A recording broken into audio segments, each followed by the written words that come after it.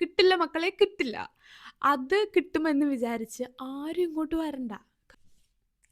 Hello guys, ഇതെൻ്റെ first video ആണ്. അതുകൊണ്ട് തന്നെ നിങ്ങൾക്ക് എന്നെപ്പറ്റി വലിയ ധാരണയൊന്നും കാണില്ല. സോ സിമ്പിളായിട്ട് 2 വാക്കിൽ ഞാൻ എന്നെപ്പറ്റി പറയാം. എൻ്റെ പേര് ശ്രീകുട്ടി. എൻ്റെ സ്ഥലം ആലപ്പുഴ കൈനേരി കുട്ടനാടാണ്. ഞാൻ ഇപ്പം പോളണ്ടിൽ മാസ്റ്റേഴ്സ് ചെയ്യാണ്. ഓൾമോസ്റ്റ് ഒരു 1 ഇയർ ഒക്കെ കഴിഞ്ഞു ഇവിടെ വന്നിട്ട്. സോ ഞാൻ എന്തിനാണ് ഈ വീഡിയോ ചെയ്യുന്നതെന്ന് വെച്ചാൽ, ഞാൻ ഇൻസ്റ്റാഗ്രാമിൽ വീഡിയോസും പോസ്റ്റും ഒക്കെ ചെയ്യുമ്പോഴേക്കും എനിക്ക് കുറേ കുട്ടികൾ മെസ്സേജ് അയക്കുന്നുണ്ട്. കൂടുതലും ഈ 12th കഴിഞ്ഞ കുട്ടികളാണ്. കാരണം അവർക്കൊക്കെ എങ്ങനെയെങ്കിലും നാട്ടിൽ നിന്ന് ഇങ്ങോട്ട് കയറി വന്നാൽ മതി ചേച്ചി എന്നുള്ള മൈൻഡിൽ നിൽക്കുന്ന കുട്ടികളാണ്. അതുകൊണ്ട് തന്നെ അവർക്ക് കുറേ ഡൗട്ട്സും കുറേ ക്വസ്റ്റ്യൻസും ഒക്കെയാണ് എന്നോട് ചോദിക്കുന്നത്. സോ അത് വരാനിരിക്കുന്ന കുട്ടികൾക്ക് മേ ബി ഹെൽപ്ഫുൾ ആയിരിക്കും എന്ന് ഞാൻ വിചാരിച്ചു. അതിനാണ് ഈ വീഡിയോ.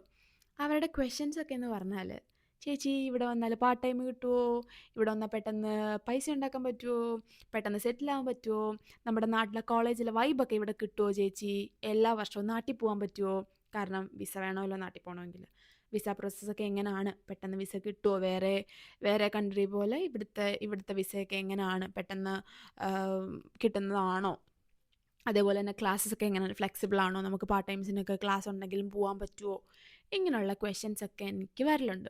സോ ഞാൻ വിചാരിച്ചു okay, I can make A video. അതിനാണ് ഈ വീഡിയോ. അപ്പം എങ്ങനെയാ, വീഡിയോയിലേക്ക് പോവല്ലേ. സോ ആദ്യത്തെ കാര്യം, നാട്ടിലെ കോളേജിലെ വൈബ് ഇവിടെ കിട്ടുമോ? ഒറ്റ വാക്കിൽ, കിട്ടില്ല. നാട്ടിലെ കോളേജിലെ വൈബ് ഇവിടെ കിട്ടില്ല മക്കളെ, കിട്ടില്ല. അത് കിട്ടുമെന്ന് വിചാരിച്ച് ആരും ഇങ്ങോട്ട് വരണ്ട, കാരണം ഇവിടെ കിട്ടില്ല. ഇവിടെയും ഫെസ്റ്റൊക്കെ ഉണ്ട്, ലൈക്ക് കൾച്ചറൽ ഫെസ്റ്റ്, അതുപോലെ ഫിലിം ഫെസ്റ്റ്, ഫുഡ് ഫെസ്റ്റ്, ഇങ്ങനത്തെ പരിപാടികളൊക്കെ ഇവിടെ ഉണ്ട്. പക്ഷെ അതൊന്നും നമുക്ക് അത്രയും അങ്ങോട്ട് എൻജോയ് ചെയ്യാനോ അല്ലെങ്കിൽ ആ ഒരു ഗുമ്മ് ഇവിടെ കിട്ടില്ല. കാരണം നമ്മൾ നമ്മുടെ നാട്ടിൽ നമ്മുടെ ഓണം, നമ്മുടെ Christmas, youth fest, freshers day, ഈ വക സാധനങ്ങളൊക്കെയല്ലേ നമ്മൾ കണ്ടത്. അത് കഴിഞ്ഞിട്ട് ഇങ്ങോട്ട് വരുമ്പോഴേക്കും നമുക്കതൊന്നും, ഇവിടുത്തെ പരിപാടികളൊന്നും നമുക്ക് അങ്ങോട്ട് ഇഷ്ടപ്പെടില്ല. എനിക്കിഷ്ടപ്പെട്ടില്ല പേഴ്സണലി. എനിക്കും ഇപ്പം എൻ്റെ ഒരു ഫ്രണ്ട് സർക്കിളുണ്ട്, അവർക്കൊന്നും ഇഷ്ടപ്പെട്ടില്ല. സോ നിങ്ങൾക്ക് എന്തായാലും ഇഷ്ടപ്പെടാൻ ചാൻസ് ഇല്ല. കാരണം നമ്മൾ ആ ഒരു ലൈനിൽ നിന്നാണ് നമ്മൾ ഇങ്ങോട്ട് വന്നത്. സോ നമുക്ക് ഇവിടുത്തെ പരിപാടികളും കാര്യങ്ങളും ഒക്കെ നമുക്ക് അങ്ങോട്ട് ഇഷ്ടപ്പെടണം എന്നില്ല, ഇഷ്ടപ്പെടില്ല. അതുകൊണ്ട് തന്നെ നാട്ടിലെ വൈബ് കിട്ടും, കോളേജിലെ വൈബ് കിട്ടും എന്നോർത്ത് ആരും ഇങ്ങോട്ട് വരാൻ നിൽക്കണ്ട, കിട്ടില്ല. മനസ്സിലായില്ലേ? കിട്ടില്ല. ഓക്കെ. ഇനി അടുത്തത് വളരെ പ്രധാനപ്പെട്ട കാര്യം, അബൌട്ട് പാർട്ട് ടൈംസ് കിട്ടുമോ? പെട്ടെന്ന് പാർട്ട് ടൈം കിട്ടുമോ? പാർട്ട് ടൈം കിട്ടിയാൽ പെട്ടെന്ന് പൈസക്കാരാകാമോ? കുറേ പൈസ ഉണ്ടാക്കാൻ പറ്റുമോ? 1 വർഷം കൊണ്ടൊക്കെ സെറ്റിലാകാൻ പറ്റുമോ എന്നൊക്കെ ചോദിച്ച ടീമുകളുണ്ട്. ഞാനപ്പം ഓക്കെ, ആദ്യം പാർട്ട് ടൈം കിട്ടുമോ? പാർട്ട് ടൈം കിട്ടും. പാർട്ട് ടൈം കിട്ടില്ല എന്നല്ല, പാർട്ട് ടൈം കിട്ടും. പക്ഷേ സമയമെടുക്കും. ഇപ്പം എൻ്റെ കാര്യം പറയുകയാണെങ്കിൽ, ഞാനിവിടെ വന്ന് ഒരു 3 മന്ത് കഴിഞ്ഞപ്പോഴാണ് എനിക്ക് പാർട്ട് ടൈം കിട്ടിയത്. പക്ഷേ എൻ്റെ ഫ്രണ്ട്സിനൊക്കെ ചിലർക്ക് 1 മന്തിനുള്ളിൽ കിട്ടിയവരുണ്ട്, ചിലർക്ക് 2 മന്തിനുള്ളിൽ കിട്ടിയവരുണ്ട്, അങ്ങനെയും കിട്ടിയ ആൾക്കാരുണ്ട്. എനിക്ക് 3 മന്ത് എടുത്തു പാർട്ട് ടൈം കിട്ടാനായിട്ട്. അത് ഓരോരുത്തരുടെ, ചിലർ പറയും ഓരോരുത്തരുടെ കഴിവ് പോലാണ്. അല്ല, കഴിവ് പോലൊന്നും അല്ല, ഭാഗ്യം വേണം ഒന്നാമത്തെ കാര്യം, പിന്നെ വേക്കൻസിയും വേണം. ഇത് രണ്ടും ഉണ്ടെങ്കിൽ കിട്ടത്തുള്ളൂ. അല്ലാണ്ട് ഇവിടെ നമ്മുടെ മറ്റേ കഴിവുകളൊന്നും പുറത്തിറക്കേണ്ട കാര്യമില്ല. പിന്നെ പാർട്ട് ടൈമിന് കയറി അവർ പെട്ടെന്ന് പറഞ്ഞു വിടുന്നവരുണ്ട്. പറഞ്ഞു വിടുന്നവരെന്ന് പറഞ്ഞാൽ നമ്മൾ ഓർക്കും നമ്മുടെ എന്തോ വലിയ തെറ്റുകൊണ്ടാണ് പറഞ്ഞു. അല്ല, അവർക്ക് ആളെ വേണ്ട, ചിലപ്പോൾ അവർ 1 മാസത്തേക്കായിരിക്കും എടുത്തത്, നമ്മളോട് അവർ പറയില്ലത്, അവർ പറഞ്ഞു വിടും. അപ്പം നമ്മൾ ഓർക്കും നമ്മൾ പണിയെടുക്കാത്തത് കൊണ്ടാ. അല്ല, നമ്മൾ പണിയെടുക്കുമായിരിക്കും, പക്ഷെ അവർക്ക് തോന്നി അവർ പറഞ്ഞു വിടും, അത്രേ ഉള്ളൂ. അതുകൊണ്ട് പാർട്ട് ടൈംസ് കിട്ടാനായിട്ട് സമയം എടുക്കാത്തവരുണ്ട്, സമയം എടുക്കുന്നവരുണ്ട്.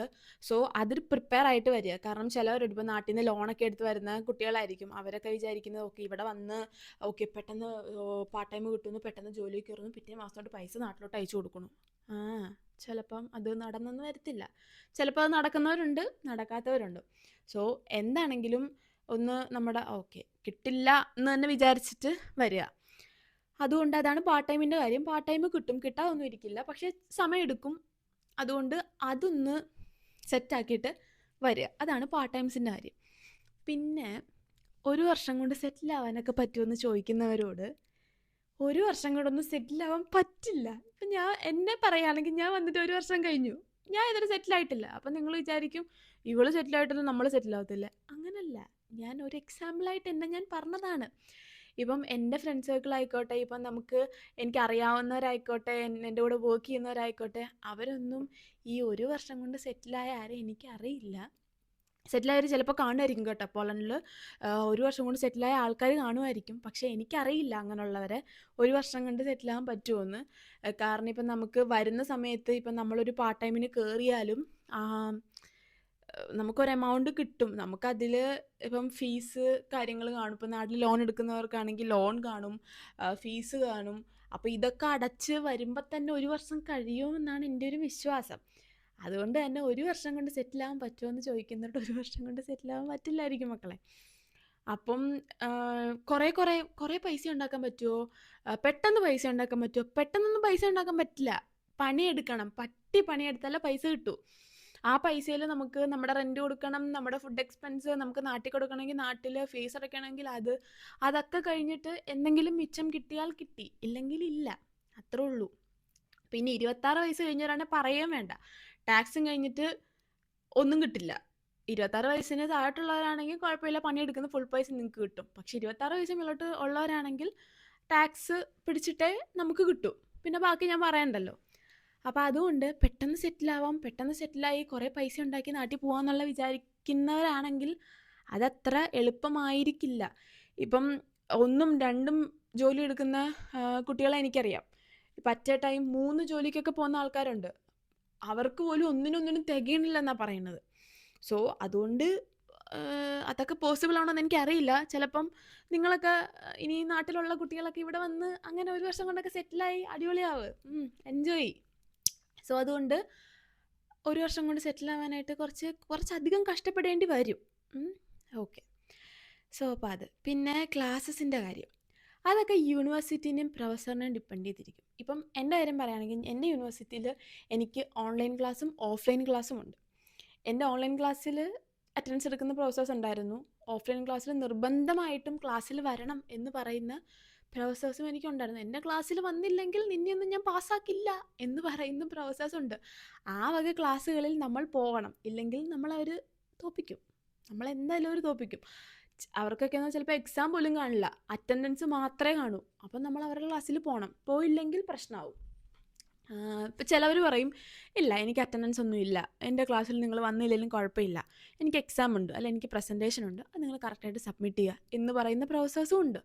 അതൊക്കെയെന്ന് പറഞ്ഞാൽ വളരെ നല്ല മനുഷ്യരാണ്. അപ്പം നമുക്ക് നമ്മുടെ ജോലിക്ക് പോകാം, നമ്മുടെ പാർട്ട് ടൈംസിന് പോകാം, എവിടെയാണെന്ന് വെച്ചാൽ നമുക്ക് പോവാം. പക്ഷെ അല്ലാതുള്ളവരെന്ന് പറഞ്ഞാൽ നിർബന്ധമായിട്ടും ക്ലാസ്സിൽ വരണം എന്ന് സ്ട്രിക്റ്റായിട്ട് പറയുന്ന ഒരുപാട് പ്രൊഫസേഴ്സ് ഉണ്ട്. ഇപ്പം എൻ്റെ യൂണിവേഴ്സിറ്റിയിൽ എനിക്ക് ഫസ്റ്റ് സെമ്മിലും സെക്കൻഡ് സെമ്മിലും തേർഡ് സെമ്മിലും അങ്ങനെയുള്ള പ്രൊഫസേഴ്സ് ഉണ്ടായിരുന്നു. അവരുടെ ക്ലാസ്സിലൊക്കെ നമ്മൾ പോകണം, ഇല്ലെങ്കിൽ നമ്മൾ തോറ്റു പോകും. അപ്പോൾ അത് ക്ലാസ്സിൻ്റെ കാര്യം depends upon the university and പ്രൊഫസറാണ്. ഇപ്പം ചില യൂണിവേഴ്സിറ്റിയിൽ ഓൺലൈൻ മാത്രം ക്ലാസ്സുള്ള യൂണിവേഴ്സിറ്റീസ് ഉണ്ട് ഇവിടെ. അതേപോലെ തന്നെ രണ്ടും ഓൺലൈനും ഓഫ്ലൈനും ക്ലാസ്സസ് എടുക്കുന്ന യൂണിവേഴ്സിറ്റീസ് ഉണ്ട്. ഞാൻ അങ്ങനത്തെ ഒരു യൂണിവേഴ്സിറ്റിയാണ്. ഇപ്പം നമുക്ക് ഫുള്ളി ഓൺലൈൻ ക്ലാസ് മാത്രമായിട്ട് എൻ്റെ യൂണിവേഴ്സിറ്റിയിൽ ഉണ്ടോ എന്ന് എനിക്കറിയില്ല. എൻ്റെ അറിവിലില്ല എന്നാണ് എനിക്ക് തോന്നുന്നത്. സോ അങ്ങനെയുള്ള യൂണിവേഴ്സിറ്റീസും ഉണ്ട്. അതാണ് അബൌട്ട് ദ ക്ലാസ്സസ്, യൂണിവേഴ്സിറ്റി, അങ്ങനെയൊക്കെ. സോ പിന്നെ ഏറ്റവും മെയിനായിട്ടുള്ള കാര്യം, എല്ലാ വർഷവും നാട്ടിൽ പോകാൻ പറ്റുമോ, വിസ കിട്ടുമോ, വിസ പ്രോസസ്സൊക്കെ എങ്ങനെയാണെന്ന് ചോദിക്കുന്നവരോട് അത് ഞാൻ അടുത്ത വീഡിയോയിൽ പറയാം. സോ ഇത്രയും പറഞ്ഞത് കുറേ പേർക്കൊക്കെ യൂസ്ഫുൾ ആയെന്ന് വിചാരിക്കുന്നു. സോ നിങ്ങൾക്ക് എന്തെങ്കിലും ഡൗട്ട്സോ എന്തെങ്കിലും ക്വസ്റ്റ്യൻസോ ഉണ്ടെങ്കിൽ നിങ്ങൾക്ക് കമൻറ്റ് ചെയ്യാം, അല്ലെങ്കിൽ you can text me on Instagram. It's fine, ഞാൻ റിപ്ലൈ തരും. സോ വീഡിയോ എല്ലാവർക്കും ഇഷ്ടപ്പെട്ടെന്ന് വിചാരിക്കുന്നു. ഇഷ്ടപ്പെട്ടവർ ലൈക്ക് ചെയ്യുക, ഷെയർ ചെയ്യുക, സബ്സ്ക്രൈബ് ചെയ്യുക. ഇനിയും ഇഷ്ടപ്പെട്ടില്ലെങ്കിൽ ഇതൊന്നും ചെയ്യണ്ട, ഒരു പ്രശ്നവുമില്ല. കഷ്ടപ്പെട്ട് ആരും ഇഷ്ടപ്പെടണ്ട. അതുകൊണ്ട് അത്രേ ഉള്ളൂ ഗൈസ്. അപ്പം ശരി, നമുക്ക് അടുത്ത വീഡിയോയിൽ പിന്നെ കാണാം. Bye bye.